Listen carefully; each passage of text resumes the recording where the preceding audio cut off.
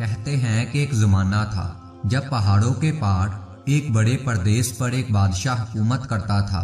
جیسے اکثر بادشاہ ہو جاتے ہیں، اسی طرح اسے بھی یقین تھا کہ وہ زمین کا خدا ہے۔ بادشاہ کے لڑکے تھے، چھوٹے چھوٹے دماغوں اور بڑی بڑی اناؤں والے۔ ایسا ہی ایک لڑکا انا کے ہاتھوں مجبور خود کو عالی شان شہزادہ کہتا تھا۔ ایک روز وہی شہزادہ شکار کھیلتے کھیلتے پہاڑوں کے علاقے میں چلا گیا۔ وقت کا بھی کوئی علم نہیں کہ نہ جانے کب بدل جائے۔ جب وقت بدل جاتا ہے تو کردار اپنے آپ بدل جاتے ہیں۔ شہزادے کا بھی وقت بدل گیا۔ شہزادہ شکاری سے خود شکار ہو گیا۔ قصہ کچھ یوں پیش آیا کہ پہاڑوں میں بسنے والی قوم کی کچھ لڑکیاں اپنی بیڑیں چڑھا رہی تھیں۔ شہزادے نے ان میں سے ایک کو دیکھا تو دیکھتے ہی رہ گیا۔ اس کا حسن تھا کہ گویا آسمانی جیسے یہ زمین کی ہو ہی نہ۔ شہزادہ اس کی محبت میں گرفتار ہو چکا تھا۔ شہزادہ اس کے حسن کا نہیں، اپنی ہوس کا شکار ہوا تھا۔ مصاحب دورائے گئے تاکہ علم ہو کہ یہ افسرہ ہے کون۔ خبر ملی کہ شہزادہ عالی شان یہ یہاں بسنے والی قوم کے سردار کی بیٹی ہے، اور اسی بستی کی یہ کہانی ہے کہ گویا کہ یہ مملکت کے قریب ترین بستی ہے، مگر یہ علاقہ آزاد ریاست تصور کیا جاتا ہے۔ حضور کا اقبال بلند ہو، مگر آپ کے والد نے بھی کبھی ان کو نہ چھیڑا۔ اس کی وجہ یہ ہے کہ یہ ہماری دوست قوم ہے جو بیرونی حملہ آوروں کے مقابلے میں ایک مضبوط دفاع مہیا کرتی ہے، تو کیوں ان کو خام خواہ چھیڑ کر اپنی مغربی سرحد کو غیر محفوظ کر لیا جائے۔ شہزادہ عشق میں بے حال تھا۔ کم از کم اس کا یہی خیال تھا کہ دل کے ہاتھوں مجبور ہو کر شہزادے عالی شان نے وہاں کے سردار کی بیٹی کا ہاتھ سردار سے مانگ لیا۔ ایک جانب جان سے پیاری بیٹی تھی اور دوسری جانب وہ ایک قوم کا سردار بھی تھا۔ اقرار کی صورت میں بیٹی ہاتھ سے جاتی اور انکار کی صورت میں قوم کو سزا ملتی۔ اس نے ایک عجیب ترکیب نکالی۔ شہزادے کو پیغام بھجوایا کہ اسے رشتہ منظور ہے، مگر علاقائی خاندانی اور قبائلی روایات کے پیش نظر شہزادے کو امتحان میں سے گزرنا ہوگا۔ امتحان کیا تھا؟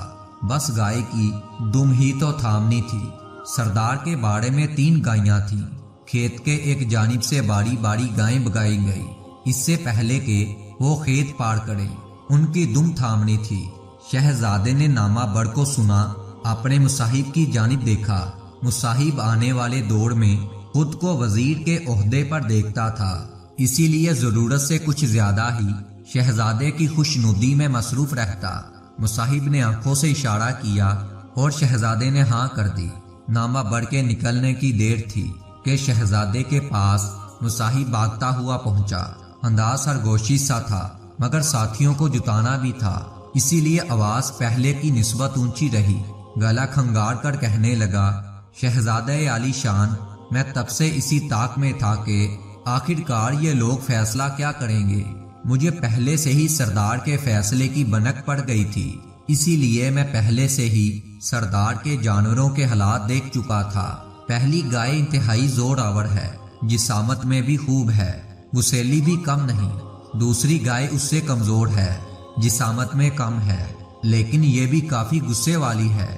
تیسری گائے آپ کے لیے صرف ایک بچڑے کی ماند ہے، نہ تو عمر زیادہ ہے، نہ اس کے پیٹ میں آنت ہے اور نہ ہی اس کے منہ میں دانت ہے۔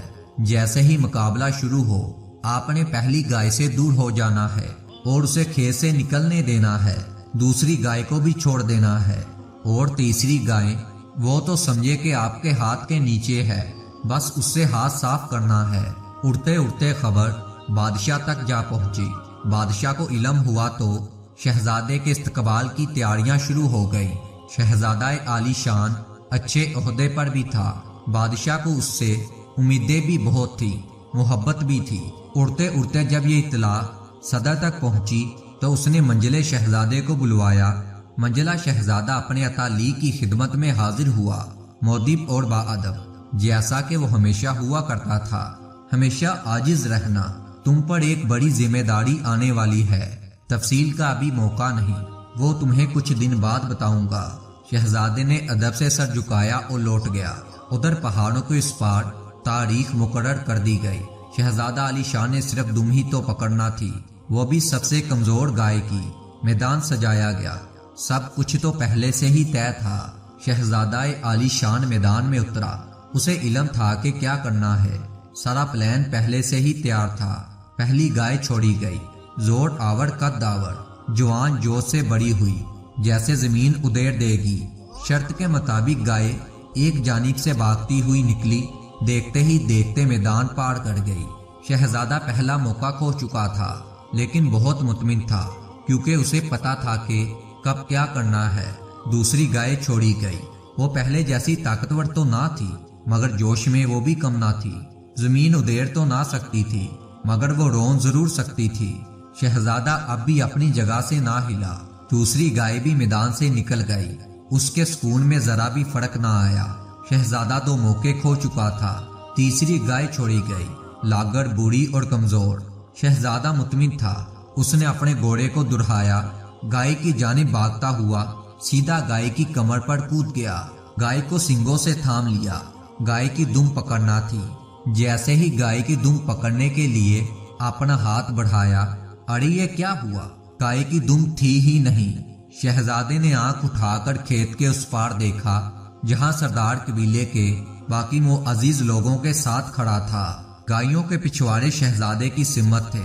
نہ جانے اس میں ارادے کا دخل تھا یا نہیں، مگر دونوں گائیوں کی لمبی لمبی دمیں شہزادے کو نظر آ رہی تھی۔ شہزادہ شرط ہار چکا تھا۔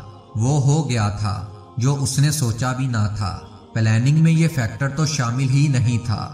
شہزادہ عالی شان رسوائی زمانہ ہو چکا تھا۔ شرم سے نظریں نہ اٹھتی تھی۔ سردار کا چہرہ خوشی سے تمتما رہا تھا۔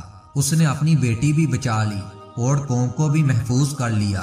کہا جاتا ہے کہ وہ شہزادہ کبھی لوٹ کر پھر اپنے دیس کبھی واپس نہیں آیا۔ کوئی نہیں جانتا وہ کدھر گیا ہے، مگر میں جانتا ہوں وہ کدھر ہے۔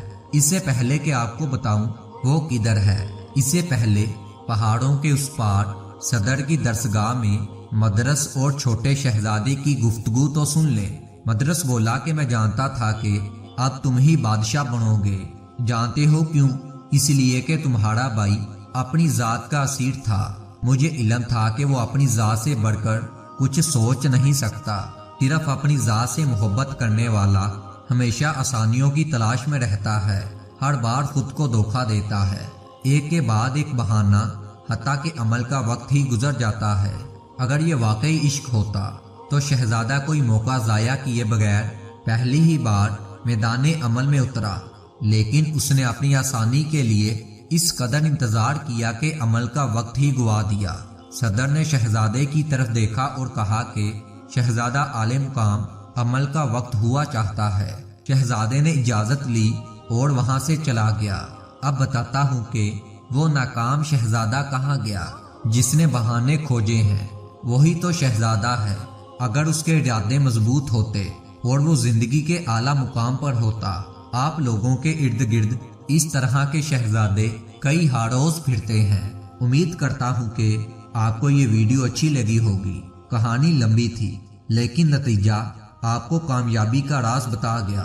آئندہ کے بعد جب بھی آپ اپنے آپ کو آئینے میں دیکھیں تو یاد رہے، ناکام شہزادے سے ملاقات نہ ہو، یہی کامیابی کا راز ہے۔